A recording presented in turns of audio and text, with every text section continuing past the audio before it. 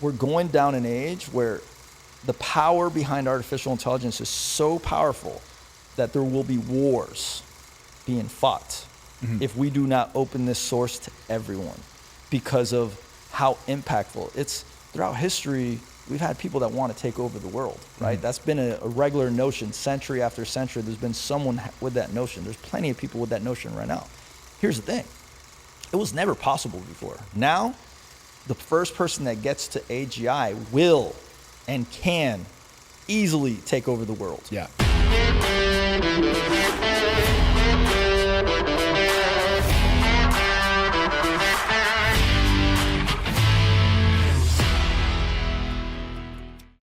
Okay, welcome back to the Tech Jobber podcast. And how many times have you heard someone say they're all in on AI? You hear it all the time, right? This guy actually is. He's today's guest, Jonathan Foltz. He left his position at a public company to purely focus on AI. He's also started 30 companies. He is an expert in e-commerce, Web3, and has a group called The Collective focused on AI for businesses. Jonathan, welcome to the show. I'm happy to be here, brother. You know, I've seen you, heard you, and like we know that so much is happening in the space, so I'm actually very happy. I love this subject here, so we're gonna have fun. Yeah. No, so I mean, what I love about you is, you know, you probably speak on the stage in Miami at Epic Talks every 3 to 4 months. And I'll say this, I always pick up something, because with your focus on AI and the rate of change there, every time you speak, there's something new to pick up. So, I mean, I remember like a year ago, you were on Pi.ai as your personal assistant app, and I use that all the time. Yeah. So I was like, I got to get him on. I got to see what he's up to these days, and kind of get some more value from him. So, But let's talk about your background. It's a bit crazy. How did you get into everything you're into now?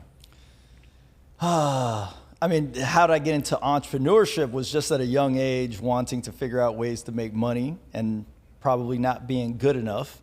And technology, one of the individuals that really inspired my take on the future was a guy named Ray Kurzweil. And I remember this was, 15, 20 years ago that I had read this crazy old guy wants to live forever. And he also was talking about the singularity. And I'm like, what in the world? I'm like, this guy's crazy. But he was talking to a prominent, whoever was in this interview. And as I started to look into him, I'm like, man, this guy is like the modern Thomas Edison. He literally was running, for Google. This was his only job because he was an inventor before that. He was running their artificial intelligence and longevity programs, multi-billions of dollars, and people respected him from so many ways. And he talked about a point in time where the singularity would happen. And I was always into the future. I always wanted to be part. I remember the internet 2.0. I was too young to be part of the .com entire bubble and everything that happened. So I always wanted to do that. So when I came across all his work, even more so, I was like obsessed with the future and how fast everything was going to come with exponentials. Why don't you go into I've heard you speak about the singularity on stages before. You could probably talk for 45 minutes on that, but why don't you give us a very brief overview of exactly what that is? So there's a few different people saying this in different ways. So a lot of people are misconstruing it, but let's go by Ray Kurzweil's analogy of it. It's the point in time when consciousness and technology merge together and we become about 1 billion times smarter. So this is also the point in time where you can't tell what's going to happen. So all the top futurists in the world, when the singularity happens, at that point in time, it's so drastic that we don't know what's going to happen. So a lot of people, when they say in the future, a bunch of different people talk about this point, you don't know what will happen after that point. And here's the thing. It was 2045, but now we have a lot of people talking about it might be by the year 2030. So we're talking about 5-6 years from now. Wow. We're at a point where humanity will never be the same. We're talking about interstellar travel. We're talking about, imagine just a human being being 1 billion times smarter. It's just almost unfathomable, and we're close to that point. And people just don't grasp it. And that whole concept had me obsessed with learning what's going to happen. And I really started paying attention to history and then what's going to happen in the future. Yeah, and so basically we get a billion times smarter because AI is able to learn upon itself, and it's instead of like a graph like this, it just goes straight up. Right? So a great depiction, and I don't know if you saw my AI disparity chart. You know, I tell everyone, go ahead and steal it. Just go ahead and just say that you learned it from Jonathan or that Jonathan puts it out there. But the reason that chart is so important is that in an exponential fashion, a great way to put it, it's like if you count to 31 exponentially, you get to over a billion. Mm-hmm. If you count to 1 to 31 linearly, you get to 1 to 31. You just get to 31. Right. So in an exponential fashion, you start literally just going up in such a fast manner that, you know, to a certain degree, it's like things will change in a way that just humans themselves are not capable of even thinking or processing what's happening. Mm-hmm. So we would have to, at some point in time, we'd have to merge with artificial intelligence and the machines. And that's like nanobots in our blood, like repairing. I mean, all kinds of, and that's, and funny that you say that. There's something that I love. It's a concept, actually, another one of the Ray Kurzweils and a few other people. It's called the GNR revolution. So it's genetics, nanotechnology, and robotics. And in this whole concept of GNR, AI being the facilitator, because like, you know, it's moving much faster than we do. We will get to the point in the next few years, this is kind of already happening with these, you know, all the different genetics and things happen in nanotechnology, where we will literally be able to fix ourselves, become younger, possibly like what Ray Kurzweil, he's on a mission to live forever. Mm-hmm. So he obviously is paying attention to these things. So with genetics, nanotechnology, robotics backed by AI, we're literally going to be fixing our bodies, and who knows, we'll just be able to be far more capable than we ever thought we would be. Yeah. Okay, so you were inspired by Ray, and you know, you were in college, or you just started? Yeah, it was just like basically like it was a little bit after high school. You know, I loved reading, so I was just reading about the internet. So I was always obsessed with like technology. Like also, I love the whole concept of being superhuman. Mm-hmm. So ever since I got kicked off the basketball team, and I didn't think I was good enough, 9th grade. Mm-hmm. I always wanted to be good enough, and I was that got me to drive myself to be, you know, in great shape, you know, better looking, you know, better in business, you know, like almost to a way like it was like I was mad at the world, so much so I was like, I'm gonna be the best. In time, I started to learn that was a limitation that I had, but I still have that notion of like the obsession to be, you know, the best at what I can do. So when I started learning how technology can help me, you know, also as a biohacker, like I wanted to learn the best techniques. And like now with artificial intelligence, we are literally allowing ourselves to become way more efficient. Like I can't even ever see myself hiring someone that's not either obsessed with AI, already all in, or willing to go all in with artificial intelligence, because the difference between someone that is what I like to call AI enhanced versus someone that's not is drastic. Mm-hmm. I'd rather have someone from the Philippines that's AI enhanced than someone really smart here in the United States, because that's not willing to use these technologies and such. Right, and intelligence eventually will be kind of useless, right? I mean, if we're all dialed into AI, here's the thing. It's not going to be an advantage anymore, correct? IQ, right now, with the new update that just came out, the 01, so GPT-01, a new paradigm just happened. This new paradigm basically was something that OpenAI was pitching at investors. It was for them, for me it was probably like the third, but for them, other than the launch of ChatGPT, it was the most important update that's happened. So the first most important was ChatGPT, November 2022. Second was what just happened less than 2 weeks ago, where we have now surpassed human IQ and PhD level reasoning. Wow. And what's crazy about that is that the average human being is about, you know, on the planet, 98 to 100 IQ. We were hovering at like 80 to 90, 90-ish. They were kind of stuck there. We just went all the way up to, in this study, this Mensa IQ test, 120. Wow. And that's happening right now. So now I would much rather have conversations than probably a PhD with my ChatGPT. And they're going to do probably way better reasoning than a human being, and they're going to do it instantaneously. Yeah. They don't have to go and think about it. They're actually going to spit it at you right away. Yeah.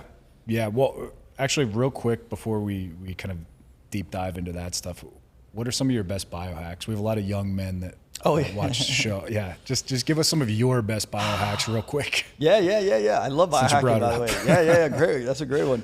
So I've done so many, and the one thing that I've learned through the amount, I even got myself sick a few times. Okay. So I've gone so far, you have to be very careful, because one of my favorite teachers is Dr. DeMartini. One of my mentors, I have, 12 to 1,500 hours in his work, the DeMartini Institute. And he says it perfectly. I still used to do everything that I did, but he says it so perfectly. He's like, balance is the best mechanism. And he doesn't drink, he only drinks water. Okay, and he says that, like, pretend that I take Adderall, or I take, some type of drug, or I get an upper. What usually happens to those people in time that take these uppers, right? They have a down, right? Something happens. You take it for a long period of time. You might get really bad things happen to you mentally and stuff over time. So the ones that I believe now, after all my experience and everything like that, is literally, I think water fasting is one of the best things. Like, if you're doing like a 3-day to 5-day water fast and doing a nice reset, that's pretty good. One that I did where I got myself in really great shape, and it was like mentally well, and I learned a very important lesson also at the same time. This was when we were living at somewhere called the Marketer's Mansion. So we had a mansion where all these 5 guys that were growth hacking, e-commerce, and we were just growing like crazy, and we wanted to be the best. So it's like, okay, so we were gonna do this 45-day stint where we were only gonna eat meats, high fats, bulletproof coffee with high octane fuel, which is I think it's just like coconut oil. And then I'm trying to think of the names of them now, but I can't think of them, but there were 2 different nootropics that went along with it. No carbs, working out daily. And it worked really well to cut us up, and I felt mentally sharp. Towards the end of the month though, we weren't gaining any strength. Yeah. I was obsessed, and this is what people have to be very careful. They think they're getting results in one way, but they don't know the detriment of the other. The detriment was that I was losing so much muscle mass, but because I was shredding all my fat off my body so well, I had a conceived notion that I was doing good, when in reality I was burning my muscle mass too. So at the end fuel the workouts, basically. Yeah, I wasn't even fueling my workouts. It was and I thought I was, because it was high fat. I was having so much fat on top of everything. It didn't work out. So that one was not the best. The other ones that I really like to put into Notion and everything like that is I'm just a huge fan of, first of all, intermittent fasting, and then obviously cold plunging, and then fire breathing. So there's a lot of different type of breath that you can do, but fire breathing, and then that one is one that you could get yourself into a good place with the proper intentions. There's so many different ways to do it, and there's also something called halo breath, which is basically you can see, if you could see the breath going up and down and everything like that, it puts you into a good state. And the thing is, the masters of society that have the highest levels of consciousness, and the masters that have done really great things, they know how to be balanced and out of the mind. So people think it's great to be in the head and thinking and everything. To me, it's the opposite. The more I'm out of my head, I'm just being, that's where there's power. Even Michael Jordan was known to always be present. He was a mystic. So it's almost in a point, if we can be mystical and we can be as present as possible out of the mind, I think that's the most powerful biohack, if we can even call that a biohack. Yeah. Wow. Okay, so you got your start in the tech space in e-commerce, or was it something before that? I've had a lot of companies, right? So I've had over 30 companies now. I don't even know what number I might be in the mid 30s or whatever it was. Hence, a lot of them failed, right? Let's be real on that. Most of these failed. I had to learn through sheer ridiculous failure. But in the very beginning stages, one of the companies that I had, actually, believe it or not, was a reptile. At a reptile shop.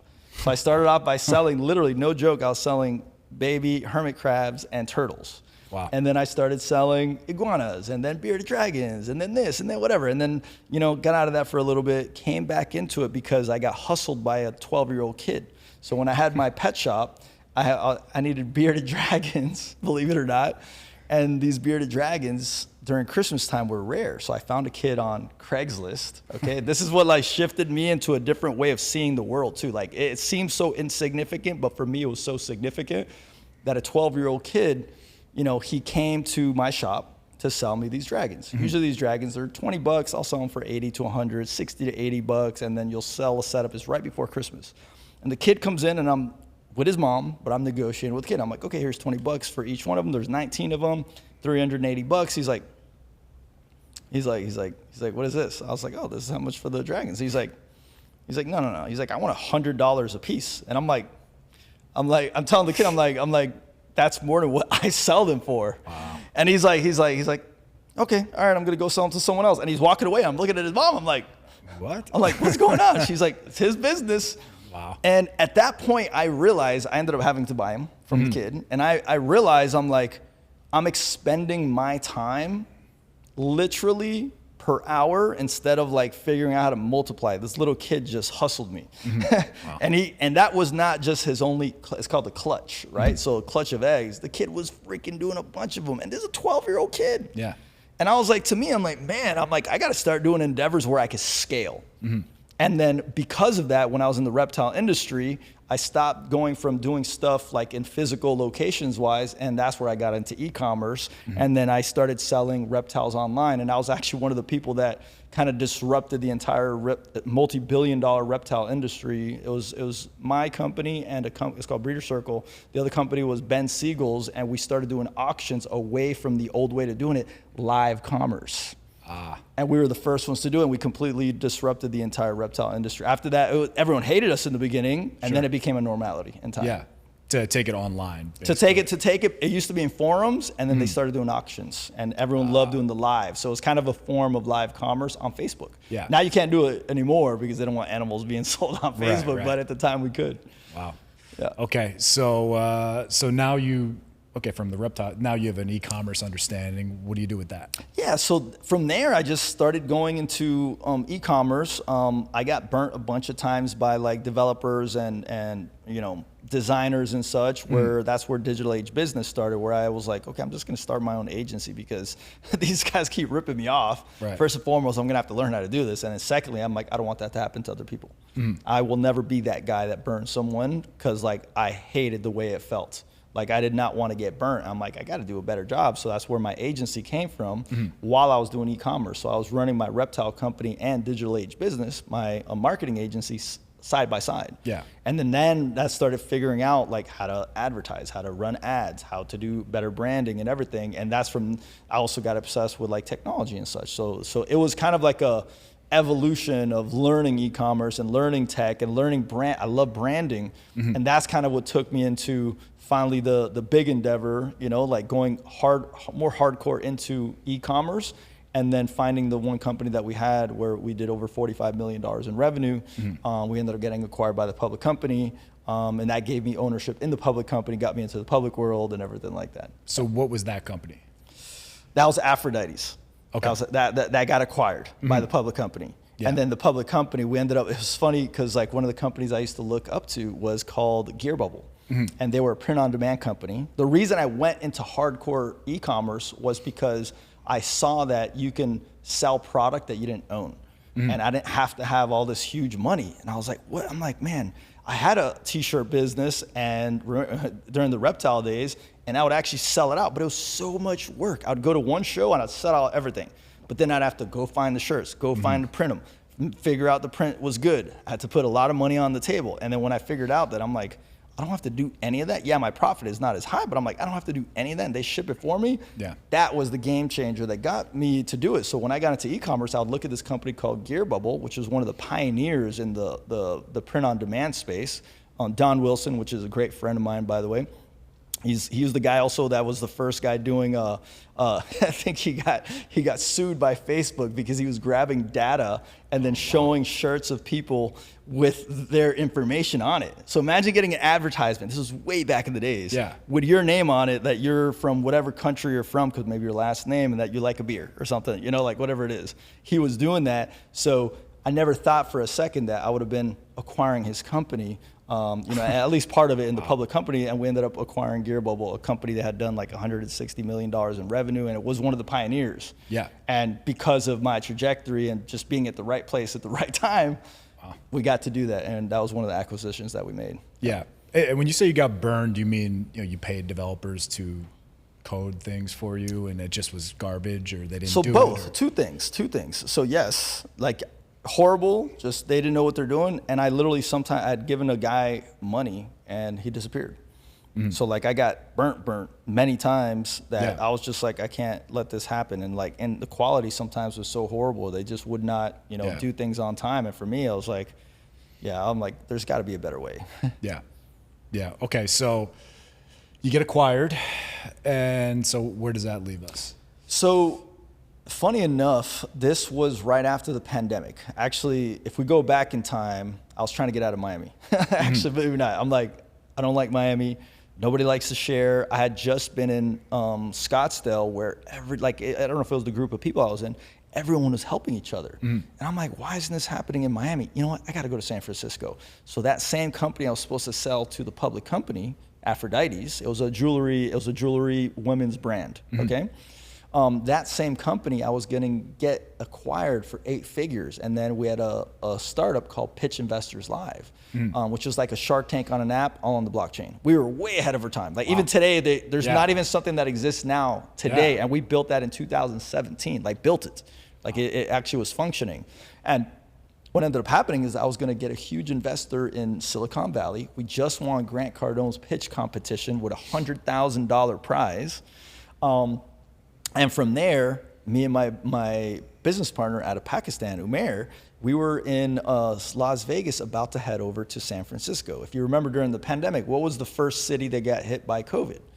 San Francisco. Yeah. So we're like, okay, this is not good. And all of a sudden, oh my God, we can't even ship outside of the United States. It was a global company. Yeah. So we're like, oh my God, this is not good. So I'm like, I got to come back to Miami. So I was not even supposed to be in Miami anymore. I was supposed to be in San Francisco. Wow. And because of that happening, I had to shut down Pitch Investors Live, which was a startup that, we had been offered lots of money. I was just about to get. So I was on sky high, on my biggest high horse ever. Now I'm drastically frantically drowning, companies going out of business. Yeah. And I'm like, I have to come back to Miami, so I came back to try to save my company. Pitch Investors Live is already basically shelved. It just completely stopped everything, and I'm trying to save my money, running out of money. And we went from literally in a single month and a half, we went from about to go out of business to doing $2 million in a week. Wow. And it completely shifted it. And that's when we went to go raise capital. We went to raise $5 million. And by the end of the year, we got found by a public company that wanted to take us public. I was like, no way I'm being a public CEO of a jewelry brand. If I'm going to do anything, it's going to be some crazy technology or something. So I was like, whatever. And then they found a public company. Boom, they acquired us. And that's how we got acquired. And then we went down that route. Yeah. Okay. So now we're a little after the pandemic. And that was 2021. So we 2020 end of it is when they started looking at us. We got acquired in February.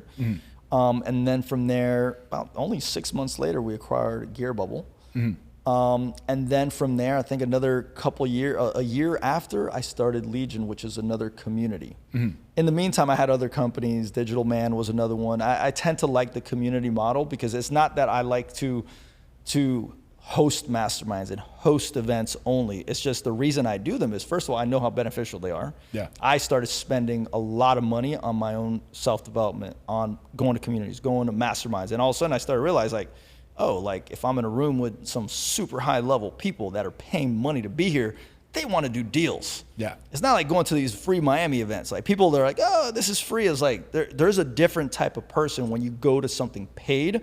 People want to make a deal. They want to have impact. They're going to use that time efficiently. So that's where we started Legion. And then Legion, we ended up selling to one of our business partners. And then that's where we forked into the collective. And in between all that, I ended up leaving the public company. I would say I already wanted to leave. Yeah. And when I saw ChatGPT come out, because I already knew, I had already been playing with AI before that. I used to work for the Secretary of Defense of Mexico in 2012-ish or something like that. They were using, more machine learning type of AI stuff, but it was way more advanced than anything you could see out in public. So when I saw ChatGPT came out, that was more like a click. I already knew it. I already knew AI was important. I already knew I wanted to go all in on it. I just didn't think it was going to happen that fast. Yeah. And when it happened, I was shocked. I was like, I'm like, I have to get into this. So I literally went to Patagonian mountains with my family for a month. And I told the public company, I think the press release went out January 6th, I think it was, 2023, I think it was, or 2000, yeah, it was right after ChatGPT came out there in 2023. And I stepped down from the public company because I wanted to go like work on AI, see what's happening, have this community, work on actual technology too, because I knew how fast it was about to start moving. And here's the thing. Myself, Ray Kurzweil, some of the top futurists, Peter Diamandis, they were crazy for thinking how fast things were going to happen way before their predictions happened. Right. So you play around with ChatGPT for 5 minutes and you're like, okay, this is. Yeah, you know it's different. Wow. You know, okay. You're like, what? Like I'm talking to a human being right now. Like, what is this, right? Yeah. So, okay, so where does this take us? You start the collective. Why don't you tell us exactly what that is? Yeah, so the funny part is like I didn't even want to call it the collective. The collective though was a notion of bringing the hive mind of people together in this new time, because I truly believe that you have to be a new type of human being to walk the new planet. Like I almost feel like I was. I told you this before, and I say this as a joke, but not so much a joke. Is like I came back from the future to show people where we're going.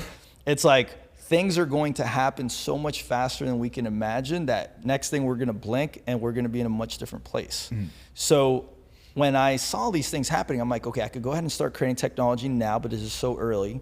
And not early in AI age, but early in what just this prolific leap that just happened with, ChatGPT coming out and basically being like very almost like, it passed the Turing test, right? Like that was the Turing test pass. Like what some people say before, some people say after. To me, that was the more significant, like, yeah, we probably just passed it. So around that time, I'm like, okay, I have to do something with this. But do I create a technology? Do I create courses? Because I'm like, now if I put myself out there that, I'm either a teacher or I'm someone of significance, I got to learn what I'm talking about, right? Like I'm not going to just go out there and pretend I know what I'm talking about. I'm definitely not a leading expert in the field, but I have my own notions that are much different because of my experience. So it's like, I don't want to be the all leader in this space. I just want to be different. So what ends up happening is I'm like, you know what? If things move too fast, and you're seeing this now, every month or two, you're probably going to have new technology come out. Yeah. You can't even make a course anymore. Yeah. Because you'd have to be updating. You'd be updating it all the time. So I was like, what else can you know what? I'm like, a community. Yeah. So I was like, okay, let's do education, teach people what's coming, teach them where we're headed and how fast it's going to happen, because people still see very linearly. And because if you look linearly, you're going to get stomped by the people that can see exponentially. So even where you're going and how fast you're going to get there and how fast your competition, you have to see the world in a complete different manner. Hence, I was like, okay, collective is going to be the place to do that, because now we have a group of people synergizing together. They're out in the field figuring out what works and what doesn't work. Because anyone could tell you, there's 1,000 influencers talking about the newest AI app right now out there. They literally are just trying to find a new app and put it out there, and it probably sucks. A bunch of them suck. Yeah. So why not be in a real world place where you're talking to a bunch of people testing it? Hey, Jake, how much money did you make last month on that new app over there? Oh man, can you tell us a little bit about it? Oh, this is exactly how I did it. Boom, all of a sudden live, we know what's happening. Yeah. Like, hey, I'm trying to try out this new tool. That tool sucks. Does anyone else know about it? Yeah, that one is not doing anything. So we're getting real-time information, the hive mind. Us together, we're way more powerful than trying to do stuff on our own. Yeah. And that's why I was like, it wasn't a play for me for money. It was a play to bring together the right people, investors, marketers, so that then I could go and create technology. I forgot the name of the guy, and he's a super amazing guy that I follow on Twitter. And he said something that I now use in my presentations and such. And it's like, build thin wrappers, deep communities. Thin wrappers, deep communities. And a wrapper meaning it's like you're using OpenAI and you're building something on top of it. Yeah. And another gentleman that I just saw the other day, some random guy saw on the internet, he was saying everything is a wrapper of something else. So it's like, because they're all these guys in AI are like, oh, you're just building another wrapper. It's like, Yeah, I am building a wrapper. Like, what do you think? I'm going to compete against Anthropic or Microsoft? Or am I going to compete with them? Like, Netflix is a wrapper of AWS. Right? Like, theoretically, some of these companies are a wrapper of the internet itself. So there's always a layer on top. So I think what's going to end up happening now, and why I'm so excited, and why we have this is the side thing to the collective, which is Exponential Labs, and creating technology, is that we can now create companies, softwares, and businesses, apps in no time, and you're yielding the power of these bigger, whether it's Gemini, Google Gemini, OpenAI, with ChatGPT, and just plugging into them, building something thin on top that is very useful. You'll be able to move at speeds that we've never seen before. And you'll literally be able to start a successful business possibly overnight. Yeah. And what's your day-to-day with AI integrated into your personal life and business? You wake up, you have a calendar AI app. I mean, like, how does it work for you? So one of my favorite subjects right now that I'm pretty obsessed with, that I'm getting more and more obsessed, because the thing is, I was also trying to figure out where are we going? There's a lot of things that are works, some things are not, and plus, if AI is solving so many issues, like, I got to be careful with what I do and put my time into, because I don't want to put my time into something that'll just be obsolete, which is what a lot of people are doing right now. Yeah. So what I ended up doing is I figured out that agents and AI assistants is the future. And then they're all going to just be wrapped up into one, and you're just going to have, like, almost like the movie Iron Man and Jarvis. Yeah. You'll have a master AI by your side at all times. Just dialed into all your payments, your calendar. Everything that you do. So what I currently have myself is I've built, I don't know, like 80 to 100 of my own AI agents through different services. But the main one that I started off with is basically OpenAIs and GPTs. Have you built a GPT yet? No. You've not built a GPT? No. I'm working with Jeff in 2 weeks to do that. So, man. Yeah. The GPTs is the way to go. I've been building these things like crazy, but creating your own AI agents is the key component that is going to get you to go to, from what it is that we're doing now to ultra efficient. So I use something called Team GPT for my team. So every event that we do has its own GPT. Wow. So which has all the information. I have an internal one and an external one. One that's public facing and everyone can ask everything about my mastermind coming up. And then the team has one that has everything about what is happening with the business. And then if they want to go write an article, my VA from the Philippines with no background in copywriting, she goes and writes it herself. Right? Just prompting and just prompt, and it's easy prompts because the information's already in there. So it's not crazy prompting. It's just like we've put good knowledge into this machine that does it well. So that's one wealth of information that's doing. There's also another great one that's blown my mind. Like, I just did an entire podcast that was all AI. That all I did is input information about my event coming up, and literally have 2 people on a podcast literally giving me one of the most insane good podcast sessions.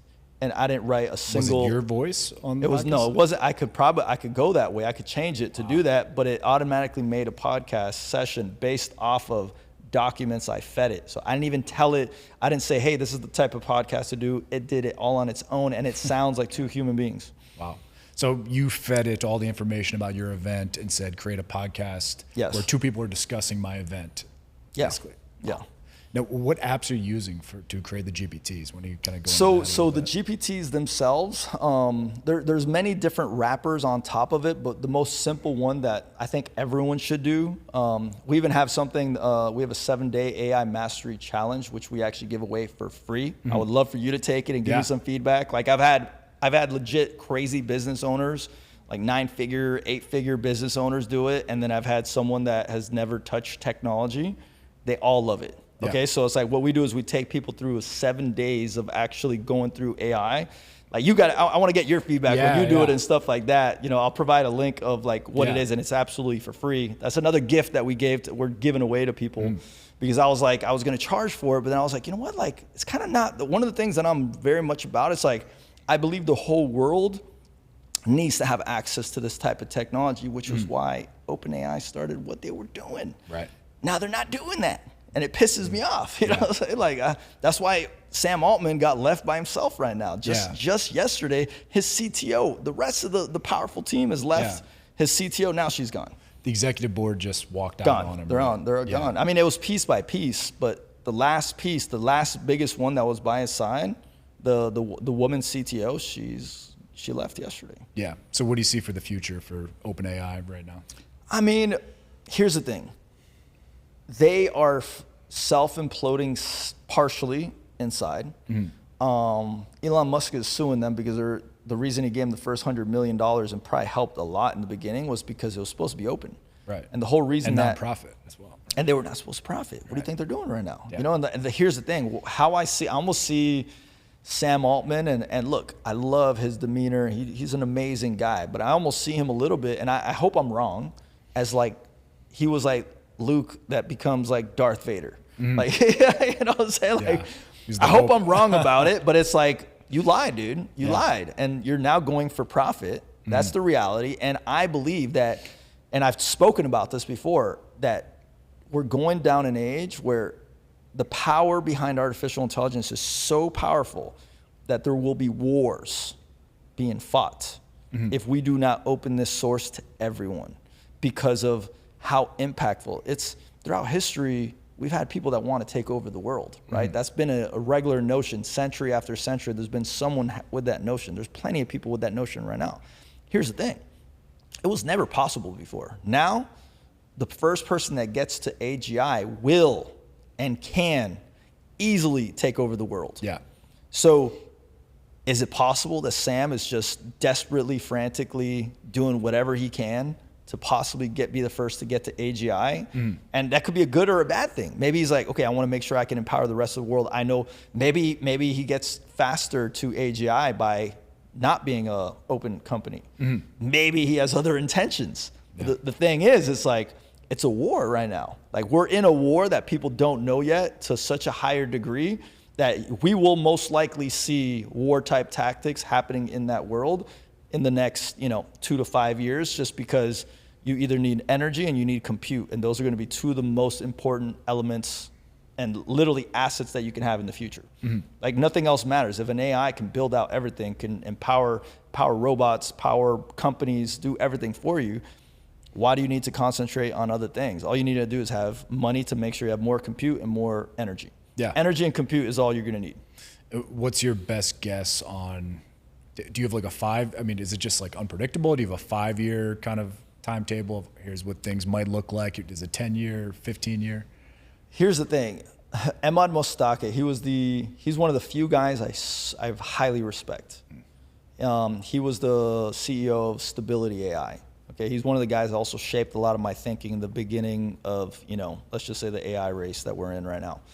And he said it very clearly. He's like, oh, what do you think of things? Someone asked him, it was Peter Diamandis, I think, asked him. He's like, what do you think is going to happen 5 years from now? He's like, honestly, he's like, 5 years past, like, I can't tell anything. I'm in a similar notion, but how I see it potentially is that we could go two ways, right? So it's like, we either allow this to get a little bit out of control, and we're going to have to fight against it, or fight against, the communist China that basically has gone further than us. And that can literally happen in the next, 3 to 7 years. Like, again, like, we're looking at even the 2030 timeline. The only thing that may stop us from getting there is the ability to have enough energy. And governments are probably going to stop it. But here's the thing. Governments can't even stop it, because pretend that they try to stop it here in the United States. Innovation, compute, it's like too dangerous because we're going to. Is Russia stopping? Right. Is China stopping? No. Is North Korea stopping? You have to keep up. So theoretically, you can't even stop it. So it's like, it reminds me of that movie. Have you ever seen Don't Look Up? Oh, yeah. Okay. What was your notion of Don't Look Up? Like, what did you get out of that movie? Well, it was, about climate change, right? Yeah. It was, so your notion was about climate change, right? That's their message they were trying to push, right? So it was that meteor that was going to hit the Earth, whatever. For me, and we all see it through our own filters, right? We all have our own filters on it. The filter that I got out of it was, imagine for a quick second that there's an existential threat to humanity, which that's what it was, right? It's a they call it a planet killer. Yeah. So it could kill Earth, but there was this really smart guy. He was the top technologist on the planet, and he's like, wow, there's billions and trillions of dollars worth of elements on this meteor. Sorry for anyone that didn't watch the movie, but I'm gonna give it up now. Spoiler alert. Spoiler alert right now. So he was so smart. He was so smart that he had it figured out, and he was going to mine it, blow it up before it hits Earth. And what ends up happening? He was so smart, and yet he killed everyone on Earth. Right. Because he thought he was so smart. To me, the same thing is happening right now. We either learn the lessons of the past, and that's why I believe the whole story of Atlantis, whether it was real or not, is a stark depiction of what's happening right now. So whether this has happened already a bunch of times, or it was a forewarning to humanity of an over-intellectualized civilization that is not conscious. That's another thing too I didn't mention about the collective, is that we're about conscious leadership that's going to help humanity in this next evolution. If you do not have conscious leaders that see these things in this fashion, you will literally potentially have Atlantis once again. Yeah. Like, what happens if AI takes over? What if we hit a nuclear weapon? We make a mistake. There's a theory of, if you have ever heard of it, the paperclip theory. Ever heard of that one? No. So it's a great story because the paperclip theory states that pretend that we just tell AI to create as many paperclips as possible. And the world is just full of paperclips, and there's nowhere to live, right? And it did its job. Yeah. It did what we told it. Right. And now we're gone. And you try to stop it, and its mission is to create paperclips, so it kills you. It does not allow you to stop making paperclips, right? Exactly. Wow, Yeah. that's crazy. Yeah, and those are all just forewarnings. We're in the state of the world that we are, and that's why, to me, I'm so inspired by helping out other leaders, conscious leaders, with technology. Because if you can mix conscious leadership with just like a great inspiration for doing well in the world with crazy technology, I think that we can have the greatest renaissance ever. So I look forward to that future, but I'm aware of the other side that could happen, which helps drive me also simultaneously. Yeah, and obviously from a jobs perspective, what are you seeing? Because obviously, as great as AI is, it's only as good as the data we feed it at this point, right? So are you kind of a proponent of people getting into the data sciences, data engineering, Python? I mean, you talk about the wrappers. How is that? Oh yeah. What technology is that being created in? And that's such a good question, because we were just talking about it. We were at the AI Center in Miami-Dade College. And they do all these things, teaching development and this and that. All that's obsolete. Like, you almost in a way, like, you have to completely, and again, some people may not agree with me on this one. This might be controversial. Eman Mustake, go look him up. He talks about the same exact thing. You literally cannot, you will not be able to do the things that they're teaching these children. It makes no sense. Like, development world is like gone. Yeah. Like a lot of people are saying that there's going to be, there's a theory that I have on this, and it's the 80-20 Pareto principle, but in a new fashion. How I see most jobs now, and it's philosophical simultaneously. So it's like potentially real life, philosophical. The top 20% of jobs, the guys that are and women that are masters of their craft, will probably know how to use and yield it in these technologies. Let's say a developer, architects and such. They will know how to yield this technology to do whatever they want. A gentleman named Garrett Laporto, he has a video about 10 years ago, and he says, he was another futurist that I like to follow. He said, it came a time where we could literally create worlds in a blink of an eye. And we're headed in that direction. So that the whole rule, that the 80-20 that I'm talking about, is that I believe most jobs, let's say designers, programmers, architects, accountants, financial people, content creators. My designer right now, this is real, okay? If he's listening, he knows this too. We have a couple more designers, but I'm going to talk about him specifically. From what my team was, where we had 4 designers, he now will create twice as much work as the 4 designers had before. Wow. Better, faster, more realistic. That's 800% difference. Wow. I was just speaking to my cousin that has an it's like an agency and they work with the airport, whatever it is. They weren't even using AI.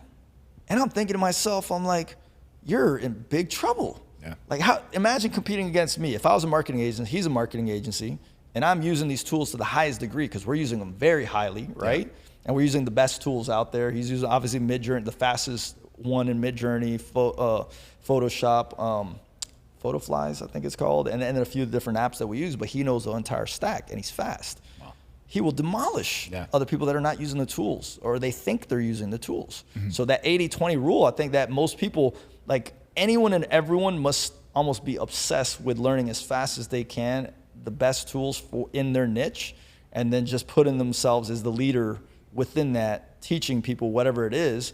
Or what ends up happening, okay, this is the philosophical part here, the 80% that was there, a lot of them are gonna have almost like a rethinking of why they were in that job anyways. Because a lot of people are doing a lot of jobs, which I think happened big time in 2022 and 2023. So many people even told me, they're like, yeah, I feel like there's a huge shift because either they're not making enough money, they just got fired, they didn't even like the job, they were just comfortable. So it's like, we're really gonna tap into doing things that we love more, and you better become, if you love your craft, you better become a master of that craft with artificial intelligence. Yeah, yeah. And like I said in the beginning, you put me onto Pi.ai a year ago, which was like way ahead of it. No one at that time knew about it. No one knew about Pi.ai then, and ChatGPT wasn't even like dialed into the internet then. So Pi was like way ahead, pulling searches for me. What are you into now? Give us your new stuff. So first and foremost, like I kind of like, believe it or not, I just use a lot of my own AI apps now, my own, which I've created these GPTs. So I have a stack, which if you want, I can give to you and your people if you want, and everything. Yeah, 100%, I'll give you some links of some of the ones that I personally love to use. But another one that I like, even though I'm not a fan of Google, I am not a fan of Google. I'm not a fan of OpenAI either, by the way. And I still use it because it's one of those necessary evils, right? Another reason why I'm doing a lot of things that I do. But one that I'm liking a lot more is called Notebook LM. Okay. By Google. It's experimental. It's in beta right now, and it's a great way because I use a lot of Google stuff. I use Google Docs. I use my presentations on PPT. You know, I still use a lot of their stuff. So this is one this is the one where actually the podcast thing came from. Actually, it's a new feature that just came out. Wow. You're gonna like it too yourself. Yeah. We could probably take this entire thing, we transcribe it, put it into it, and then like give it a twist. And it'll probably just do another podcast in our images. It'll just be us talking. In a complete different podcast style, but it'll be like the exact type of conversations, our verbiage, but like completely different. Wow. Like, yeah, it's pretty cool. That's notebook.lm? Notebook.lm. I don't know if it's .lm. And what you do is that you can put your documents in there. Here's the thing. In time, I know they're going that way because they keep adding stuff. I could put a PPT, a Google Doc. I could put my notes. I could do summarizations. All that. Soon is going to be videos. So imagine, I could put videos. Like, I actually needed it because we just did a big mastermind in Tulum and one in Miami, and I have so much footage. It takes so much time to go through it properly. It's going to happen probably sooner than I think, that I could put it in there. It's like, okay, pull me up all the stuff from the drone shots. Pull me up all the stuff from the yacht. Pull me up all the stuff from, you know, when we were in this building. And boom, it's just gonna bring it up. So it's like, I also like the reason I started using GPTs with OpenAI, which I have a note-taking GPT, which is called literally the note-taking wizard. So a lot of the stuff that I will do, I will literally just, okay, I need to make a proposal. I need it to have this, here's all the information, make it organized fashion, boom, just throw it to me right now. Okay, it does it instantaneously. I do a couple changes. So there's a bunch of those that you could do for different things, and just each agent that you have has its like purpose. The reason I like the GPTs is because they're gonna get better and they have actions that you can add to it. So I'm looking forward. I'm not looking right now. Some people are like, oh, they're limited to a certain degree, because when GPTs first came out, they were a little bit more limited than they are right now. Yeah. But I already saw what's happening, and I'm like, okay, what if in time they'll be able to all talk to each other? So I've literally started to download myself, all my knowledge into all these different GPTs, AI apps, the LM, all those, all my knowledge is literally being downloaded. And here's the thing, anyone could create a GPT, including a 5-year-old kid. One of my most popular apps, you could go and look at it on the GPT store, is actually a roast. It's called the Roast Rumble. And my 10-year-old nephew is the one that created it. And that was like late last year. Yeah. Wow. And it's one of the most popular ones, and it's basically a gamified app where you're getting roasted by the AI, and you're going back and forth roasting each other. There's a point system involved in everything. Wow.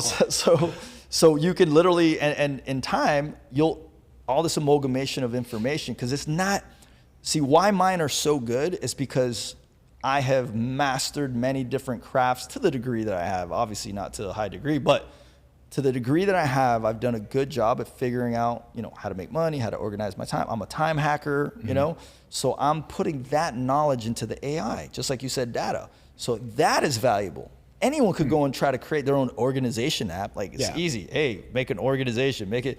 I have a certain way that I do it. And because I have a certain way of doing it, I fed that into the AI, and it does it in a way that is much more, let's just say, information catching. It gives the right context that I want to do it in my image because of my knowledge base. Wow. And so when you say downloading yourself, is it just all public writings or videos and audios of you? I mean, like, what do you mean downloading yourself? So one of our GPTs for our team, we have a broadcast channel, like a free broadcast channel that we have for the collective, and on WhatsApp, and then I have a certain writing style. So I went and I copied all of them, and then I put it into the GPT. A lot of the GPTs that we have that, and then now if you talk to it, it talks like me. So it's like it took on my persona and my favorite verbiage that I use and everything like that. So that's just one part of the knowledge base. Now I'm like, now I know a procedure. For example, we've won pitch competitions. I've raised, millions and millions of dollars of capital. So I know how to raise capital. So I made a pitch deck presentator based off the concepts that I know. Because you could go and ask, hey, make me a pitch deck. Of course you could go and it'll make you the draft for a pitch deck or something. But the one that I made specifically is really freaking good. Yeah. And then but it was my knowledge of what I know. So I'm giving it my expertise. So it's like, you're not just talking to an AI, you're talking an AI that, Jonathan. Has you on top. Yeah. Right. Okay. Wow. So going back to one thing I definitely wanted to ask you before we go is you're involved in the pitches a lot. I've seen you been like kind of in the Shark Tank role. What are some things you're looking for now? So we're actually gonna have a pitch competition in October 26th with a $100,000 prize, with different teachings and things that we're adding into it. And because in essence, it's like what I want to see. So it's very future-centric type of companies. Okay. Artificial intelligence I'm looking for. Automation, something that has impact. I like impact, right? And looking for ones that operationally aren't going to be too crazy expensive, but they're doing something very niche down that is like, could be revolutionary in nature, can't be replicated. Obviously I like e-commerce also, like e-commerce, artificial intelligence. At our last pitch competition, there was these guys, shout out to them on LinkMe. And what they did is have you heard of those guys? I know those guys, yeah. I have a LinkMe set up, Dude, yeah. So super cool. I met them. One of my friends introduced me to them and met those guys. They actually pitched at our pitch competition. They didn't win. I think they got like second or third place or something. I kind of wanted them to win. They didn't end up winning. But they also make things sexy and branding. So another thing to look into, very important for the future, because people are like, if I could just replicate anything, if I can replicate anything, I could even replicate this podcast with us right now and just change the characters and literally use the same background. I could do that right now. Okay, but why would people listen to yours over mine? Because you have a brand. Right. So the future, I was talking to Matthew Lally, one of my best friends. He was the guy that brought the QR codes into the United States. Me and him went to Mexico last year to ideate on where the future is going. Like literally, we're just like, okay, let's just talk about what the hell is happening right now, because this is crazy. And we said if you could copy everything in a snap of a finger coming up in the future, what's important? right? Brand, trust, and attention. Brand, trust, attention. Yeah. That's what's important. So theoretically, at this moment in time, what's important is completely different than what people think. They even think money is important. Don't get me wrong, money is important. Yeah. But brand, trust, attention is worth significantly more. I know plenty of people right now that have a lot of money, but they don't have brand, they don't have trust, and they don't have that. They will burn that money. And I've seen it happen over and over again. So if you have brand, trust, and attention, you have great power in the future. Yeah. And that's why some people, even I was talking to Luke Belmar, and we had a long conversation on this, sitting at dinner in Fort Lauderdale.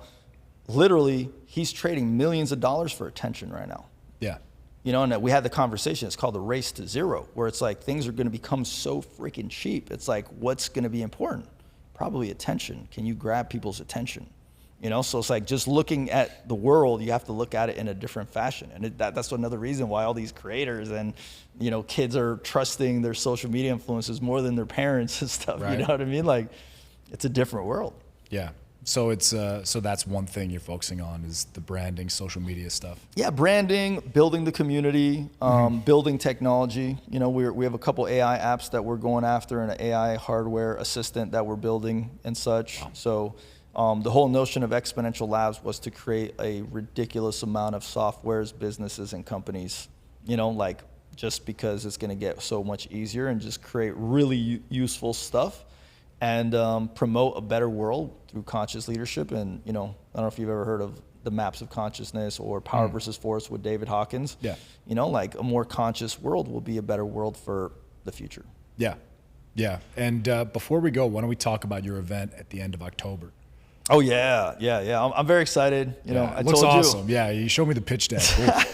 This is a doozy. So listen up. Yeah, this was like, one. yeah, this event, like we're just taking things to a whole different level. Like we're doing ourselves a workshop in the daytime, which is Friday, 10 to 2. Then at nighttime we're doing a Casino Royale soiree. Oh wow. So it's like, and the whole theme is agents. So it's like, welcome agent, this is your mission. So it's like, it's cool because I'm obsessed with agents right now. Everything I was talking about, these GPTs, those are agents. So these are assistants. And if people don't have their own assistants, you're being left behind. So kind of that's the notion we went with. So it's like Casino Royale, 007 type theme. Awesome. Then we go into a mastermind itself. And we're going to be teaching time hacking, consciousness, artificial intelligence. Carl Allen, one of the most legendary investors in the world and deal makers, $48 billion. He's going to be there. You know, a couple guys with some huge funds, 9 and 10 figure funds. The chairman of the crypto task force, they're going to be the sharks for the pitch competition. Then the next day we're going to be doing something we call the vortex, where it's like we sit down with, you know, very successful businessmen and women, helping and supporting each other to a high degree, and also implementing artificial intelligence. And the name of the event itself took me a while to come up with his name. I love names, and it was Building Businesses of the Future. Wow. So building businesses of the future is like we're teaching the mindset, what's coming, what tools, you know, how are you raising capital in the new world? How are you making money in the new world? Like we're teaching all that. So the amalgamation of the entire event is like we're preparing you for what is to come, because most companies are not ready, and neither they even know where we're headed and how fast it's going to come. So by the time someone leaves, they're prepared for the future, and they're probably going to be zooming in a way that they've never seen before mentally, tools and business-wise and everything else. Wow. Okay, and that's October 25th and 26th? Yeah, 25th, 26th, and 27th. It's a 3-day event. Okay, wow. Yeah. Wow, I will definitely be there. Yeah, I can tell you that. Yeah, and we're gonna have links for the collective and said the free AI training. Yeah. I'll put so it's this was something that I also was kind of afraid of doing, because I was like, oh, should I do this? But we have a free school community now. Have you heard of School yet? Yeah. Cool Yeah. platform, dude. Cool platform. Hormozy did a good job on that. But we basically got in there. So if you go into the free school community, it's school/collective or something like that. I'll send you the link. We do this free 7-day AI challenge inside there. So it's like totally for free. Like we were going to charge for it before, and we're like, you know what? Let's just give it out to the world. Yeah. And you get to go 7 days, 10 to 20 minutes a day, and literally enhance. By the time you're done, you have a better grasp of everything happening in the space as a foundation. Obviously, it's level 1, you know, so it's a little basic, but it teaches you some very important concepts where you could take it further down the road later. Yeah, and those are, I mean, a lot of people don't even have that basic. No, people are not I'll even tell you on right now, a lot of ChatGPT, people that thought right? they knew AI that ended up doing it, they're like, wow, you guys taught me some stuff I didn't even know. Yeah. You know, so like even if you think you know, like you take it like, and we also give concepts, just like I was talking about what to expect. I give the philosophies and the concepts of where it is that we're headed so that you think exponentially instead of linearly and not get, like Sam Altman literally says it, he's like, you will get steamrolled.